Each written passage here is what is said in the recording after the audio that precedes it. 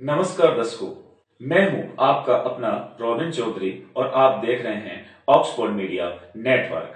आज हम लेकर आए हैं भारत और चीन के रिश्तों की वो कहानी जो 1947 से लेके आज 30 अक्टूबर 2025 तक कभी दोस्ती तो कभी दुश्मनी और कभी ठंडे जंग के साए में गुजरी है। ये आज हम चर्चा करेंगे भारत और चीन के बीच जो हमारे 78 साल की कहानी दोस्ती, जंग और दौड़। तो आज हम ये शुरुआत करते हैं इस कहानी के लिए कि ये भारत की ये दो सभ्यता जो दोनों एशिया की ताकतें थी, लेकिन सवाल ये है कि भारत और चीन साथ है या आमने सामने। तो इस शुरुआत में जब भारत आजाद हुआ 1947 में, तो 2 साल बाद 1949 में चीन के माओ जेडोंग कम्युनिस्ट सरकार बनी। नेहरू और माओ दोनों ने कहा कि हिंदी चीनी भाई भाई। 1954 में पंचशील समझौता हुआ जिसके वार्तालाप में शांति, आपसी सम्मान और सहयोग की बातें रखी गई, लेकिन दोस्ती ज्यादा दिन नहीं चली। सीमा तय नहीं थी। भारत कह रहा था कि अक्साई चीन उसका है और चीन कहता था अरुणाचल प्रदेश उसका इलाका है। 1959 में दलाई लामा जब भारत आए तो चीन को यह नागवार गुजरा और फिर आया 1962 का युद्ध और चीन ने हमला किया और भारत को हार झेलनी पड़ी और भाई भाई का नारा लड़ाई लड़ाई में बदल गया। इसी के साथ जब दूसरी बात हम 1963 से 1988 के बीच करते हैं तो युद्ध के बाद दोनों देशों में एक खामोशी सी छा गई। भारत ने सोवियत संघ से नजदीकियां बढ़ाई और चीन और पाकिस्तान के साथ जा मिला। 1967 से 1987 में सीमाएं झड़पें होती रही, दोनों सीमाओं की फौज तैनात रही और भरोसा गायब हो चुका था। इसी दौरान चीन तेजी से औद्योगिक शक्ति बना जबकि भारत अपने अंदरूनी विकास में जुटा रहा। कूटनीति रुकी हुई थी पर एक दूसरे पे नजरें लगी रही। लगातार यही प्रयास जारी रहा किस तरीके से हम भारत का नुकसान पहुंचाएं। और फिर तीसरा दौर जब आया तो फिर से बातचीत की कोशिश हुई।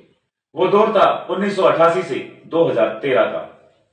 1988 में प्रधानमंत्री राजीव गांधी जब चीन पहुंचे तो 26 साल बाद किसी भारतीय नेता की बीजिंग यात्रा हुई। यह बर्फ पिघलने की शुरुआत थी। दोनों देशों ने यह तय किया कि सीमा विवाद को अलग रखें और व्यापार को बढ़ाओ। 1990 के दशक में चीन और भारत दोनों तेजी से अर्थव्यवस्था की ओर बढ़े और 2003 में चीन ने सिक्किम को भारत का हिस्सा माना जो एक बड़ा कदम रहा।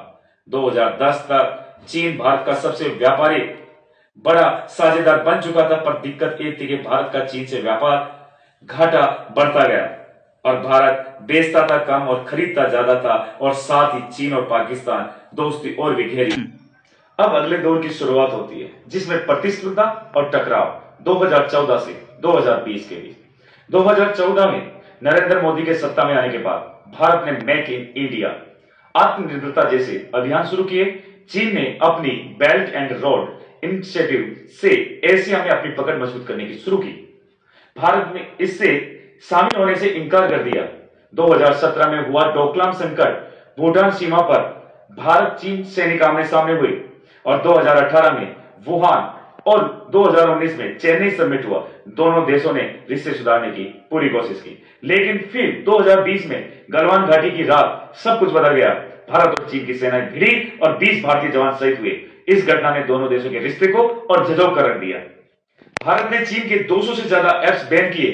टिकटॉक, यूसी ब्राउज़र, सेन जैसी कंपनियां बाहर हो गई। सीमा पर तनाव बढ़ा और भरोसा फिर से टूटा। इस प्रकार फिर हम अगले दौर की तरफ चलते हैं जहां 2021 से 2025 तक रिश्ते कभी ठंडे तो कभी गर्म प्रतिस्पर्धा। 2021 से अब तक दोनों देशों के रिश्ते न ठंडे न गर्म बने हुए थे। कई दौर की कोर कमांडर मीटिंग हुई पर सीमाओं से सैनिक पूरी तरह से पीछे नहीं हटे। चीन आप भी तिब्बत और अक्साई चीन में इंफ्रास्ट्रक्चर बना रहा था।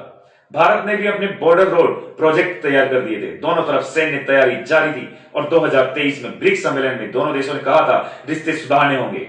2024 में कुछ संवाद बहाल हुए और अब 2025 में चीन भारत ने सीधी उड़ानें फिर से शुरू करने की घोषणा की, लेकिन भरोसा अभी भी अधूरा।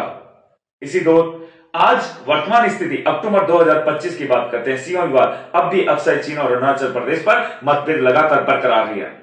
व्यापार के संबंध में बात करें तो चीन अब भी भारत का सबसे दूसरा बड़ा व्यापारिक साथी है। भारत हर साल 90 अरब डॉलर का घाटा झेल रहा है। रणनीति Bharat squad, America, Japan, Australia Bharat का सदस्य है। चीन इसे घेराबंदी मानता है। कूटनीति दोनों देश की ब्रिक्स, एससीओ, G20 जैसे मंचों पर एक दूसरे के साथ बैठते हैं, लेकिन सीमा पर दूरी बनाए रखते हैं। जब भारत और चीन की सीमा के रिश्ते की किसी विश्लेषण की तरह जाते हैं तो किसी फिल्म की तरह नजर आता है। पहला हिस्सा दोस्ती का, दूसरा दुश्मनी का और तीसरा समझौते का और चौथा है अविश्वास का। दोनों देश समझते हैं युद्ध किसी के हित में नहीं, क्योंकि भारत और चीन मिलकर दुनिया की 36% आबादी और लगभग $20 ट्रिलियन की अर्थव्यवस्था रखते हैं। अगर दोनों साथ काम करें तो एशिया का भविष्य बदल सकता है। लेकिन यह भी सत्य है, सीमा संकट, सुरक्षा चिंता और वैचारिक फार आज भी बीच में दीवार की तरह खड़े हैं। भारत लोकतंत्र का प्रतीक है, चीन केंद्रीकृत ताकत का। दोनों की विकास यात्रा अलग अलग राहों पर है। आज की दुनिया साझेदारी और सुरक्षा दोनों चाहती है और यही भारत और चीन रिश्ते की असली परीक्षा है। इस तौर पर हम यह आधार पर कह सकते हैं कि भारत और चीन दो एशियाई दिग्गज, दो सभ्यता की आत्मा है। 1947 से 2025 तक की ये यात्रा हमें यह सिखाती है कि रिश्ते सिर्फ इतिहास से नहीं, भविष्य की सोच से बनते हैं। दोनों देशों के पास विकल्प हैं, या तो पुरानी दीवारें याद रखें या नई खिड़कियां खोलें। यदि सीमा विवाद सुलझ जाए और विश्वास बहाल हो जाए तो हिंदी चीनी भाई भाई का नारा फिर गूंज सकता है, वरना यह रिश्ता हमेशा सीमा की छाया में रहेगा। भारत और चाइना के बीच जो हमारा ट्रेड रिलेशन है उसके बारे में बात करें। राजनीतिक मतभेदों के बावजूद भी भारत और चीन के बीच व्यापार तेजी से बढ़ रहा है। 2024 और 25 में चीन भारत का सबसे बड़ा व्यापारिक साझेदार रहा और भारत अब भी इलेक्ट्रॉनिक्स, मशीनरी, रसायन चीन से आयात करता है। भारत सरकार make in India and self reliant India के जरिए चीन पर निर्भरता घटाने की कोशिश कर रहा है। उसके बाद डिप्लोमेटिक एंगेजमेंट, भारत चीन दोनों देश ब्रिक्स, एससीओ, G20 जैसे मंचों के साथ काम किया।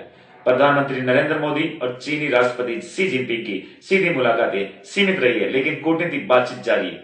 दोनों देश शांति बनाए रखने और व्यापार बढ़ाने की दिशा में बात कर रहे हैं। भारत की जो हमारी नीति रही है स्पष्ट है, शांति के साथ सुरक्षा, यानी सीमा पर शांति रहे लेकिन राष्ट्रीय सुरक्षा के साथ कोई समझौता नहीं। भारत अब क्वाड समूह, अमेरिका, जापान, ऑस्ट्रेलिया के साथ सक्रिय भूमिका निभा रहा है ताकि एशिया में शक्ति संतुलन बना रहे। इस प्रकार दोनों देश कभी नहीं चाहते एक दूसरे पर भरोसा, लेकिन सीमित है। आने वाले समय में अगर सीमा विवाद शांतिपूर्ण हल हो जाता है तो दोनों एशियाई महाशक्ति के रिश्तों में सुधार संभव है। इस प्रकार आपको जो ये विचार जो हमारे आपको जैसे भी लगे उसको कमेंट्स में बताएं। आगे हम आपको इतना देंगे अगली वीडियो के साथ, जब नए मुद्दे और जानकारी के साथ आएंगे। तो ये आज की रिपोर्ट अगर आपको ये जानकारी पसंद आई हो तो चैनल को लाइक, शेयर और सब्सक्राइब करें और मिलते हैं अगले वीडियो में नए मुद्दे और नई जानकारी के साथ। मैं था आपका अपना ऑक्सफोर्ड रिपोर्टर रॉबिन चौधरी, मेरठ से। धन्यवाद।